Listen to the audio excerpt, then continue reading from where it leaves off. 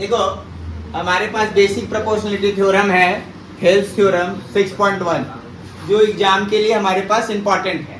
तो इसको कैसे बनाएंगे, तो हम पहले बनाकर रखे हुए हैं, देखिएगा कैसे बनाएंगे। तो बेसिक प्रोपोर्शनलिटी थ्योरम बोलता है कि अगर हमारे पास एक ट्रायंगल है, अगर एक ट्रायंगल है और उस ट्रायंगल पे अगर हम लोगों को किन्हीं दो साइड पर अगर दो पॉइंट रख लेते हैं और उस दो पॉइंट को अगर मिला लेते हैं, मिलाने से अगर ये वाला साइड इसके पैरेलल हो जाएगा तो इसका रेशियो, साइड्स का जो कॉरेस्पॉन्डिंग साइड्स का रेशियो है वो क्या होगा, बराबर हो। जैसे याद देखिए, ये साइड का रेशियो इस, ठीक है, ये बाय ये और ये बाय ये, इसका क्या होगा, आपस में बराबर होगा। ऐसा कौन बोलता है, बीपीटी थ्योरम, थेल्स थ्योरम। अगर हम लोगों को मान लेते हैं यही ट्रायंगल है और अगर हमारे पास ये लाइन इसके पैरेलल है तो ये जो रेशियोज बनेगा, मान लो कि ये एक्स वाई है और ये ए बी है, तो x by Y is equal to A by B होगा। बात समझ में आया? तो ऐसा कौन बोलता है, बीपीटी। तो बीपीटी थ्योरम समझ गए।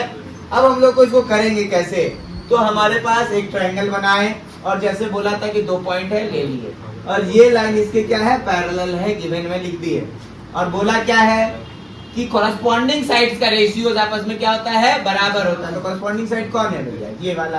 तो AD बाई DB या BD is equal to AE by EC equal है, ये प्रूव करना। कंस्ट्रक्शन में क्या किए कि इससे इसको ज्वाइन कर दिए और इसको इससे ज्वाइन कर दिए, साथ ही साथ हम लोगों को यहाँ पे क्या बना दिए, एक परपेंडिकुलर बना दिए। ठीक, अब हम लोगों को चलते हैं, हम लोगों को क्या चाहिए, AD और DB चाहिए। AD और DB मतलब इधर वाला। तो हम एक बार इस ट्रायंगल में चले, इस ट्रायंगल में चले, हमको कौन सा साइड चाहिए था, अब इसको ध्यान पर रखते हुए चलो। AD चाहिए था, तो AD चाहिए था, तो बेस को क्या ले लिया हम लोगों को, AD। तो बेस ये है तो इसमें कौन सा हाइट होगा, हाइट ये होगा। कौन है इसका हाइट, E है। तो हम लोगों को area of triangle is equal to 1/2 into base into height ले लिए। ठीक, ये इक्वेशन 1 आया। 1/2 बेस है AD और हाइट है EM।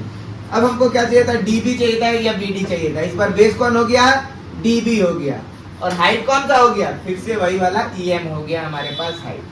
अब इन दोनों ट्रायंगल, ये अब दोनों ट्रायंगल का एरिया को आपस में क्या किया, हम लोगों को डिवाइड कर दिए। डिवाइड करने से देखिए एरिया ऑफ ट्रायंगल ADE और एरिया ऑफ ट्रायंगल DBE दोनों को डिवाइड कर दिए।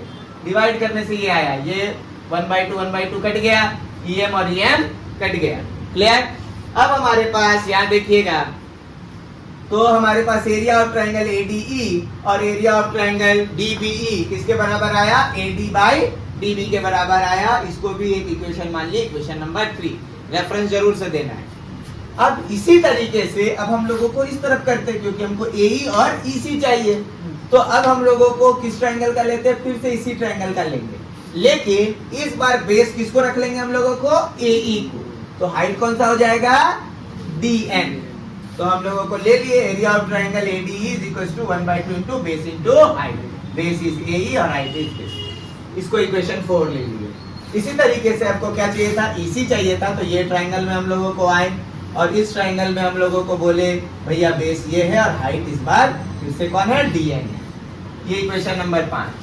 अब इन दोनों इक्वेशन को फिर से आपस में डिवाइड किए, तो area of triangle ADE by area of triangle DCE इसके बराबर आया 1/2 इंटू दिस। तो जो जो कटा काट दिए तो हमारे पास आ गया AE बाई EC। ठीक है, ये आया।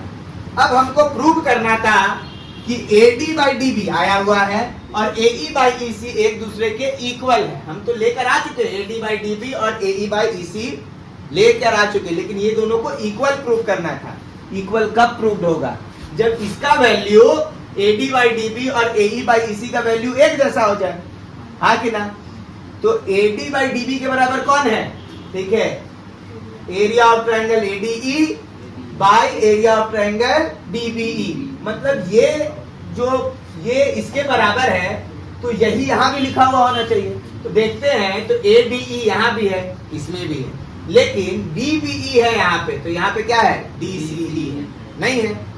तो यहाँ पे क्या रहना चाहिए था, DBE होना चाहिए था, या फिर यहाँ पे DCE रहना चाहिए था। तो क्या करें, तो देखिए ये वाला जो ट्रायंगल है DBE, ये देखिए यहाँ है DBE, ये देखिए DBE, ये ट्रायंगल, और हमारे पास यहाँ है DCE, ये देखिए ये वाला है एंगल, ट्रायंगल DCE।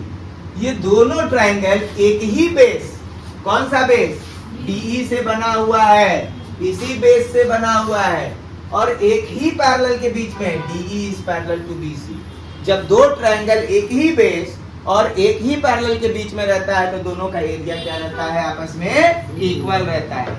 अब हम लोगों को देखिए, ये इसका रेशियो इसके बराबर है और इसका रेशियो इसके बराबर है, ठीक है, तो इससे रेशियोज पता चल गया। साथ ही साथ इस वाले इक्वेशन से हमको क्या पता चल गया कि ये वाला ट्रायंगल का एरिया इसके बराबर, ये वाला ट्रायंगल का एरिया इसके बराबर। तो एक यूजिंग इक्वेशन 3, यूजिंग इक्वेशन 6 और यूजिंग इक्वेशन क्या 7, हम लोगों को क्या कह सकते हैं कि AD by DB is equal to AE by EC हो जाएगा। और इस तरीके से हमारा ये प्रूव्ड हो गया। एक बार दोबारा अगर हम लोगों को बात करें तो इसके जगह क्या लिख सकते हैं, अगर हम लोगों को यहाँ पर अगर करने का कोशिश करें तो area of triangle ADE by area of triangle DBE is equal to क्या है, AD by DB है ना, या BD है ना। अब इसके जगह क्या लिख सकते हैं, अगर चाहे तो मिटा देते हैं, मिटाकर हम लोगों को अगर चाहे नीचे ही लिख देते हैं ADE by area of triangle, इसके जगह क्या लिख सकते हैं, देखिए इक्वेशन 7 की हेल्प से DCE लिख सकते हैं ना, और ये वाला को ऐसे रहने दीजिए। और अब बताइए कि area of triangle ADE by area of triangle DCE किसके बराबर था, AE बाय EC के बराबर था। अब अरेंज कर लेंगे, दोबारा से अगर देखना चाहते हैं फिर से अरेंज अगर कर लेंगे तो लिख सकते हैं ना AD by DB is equals to AE by EC। बात समझ में आया? तो इस तरीके से थेल्स थ्योरम प्रूव्ड हो गया। ये इंपॉर्टेंट, ठीक।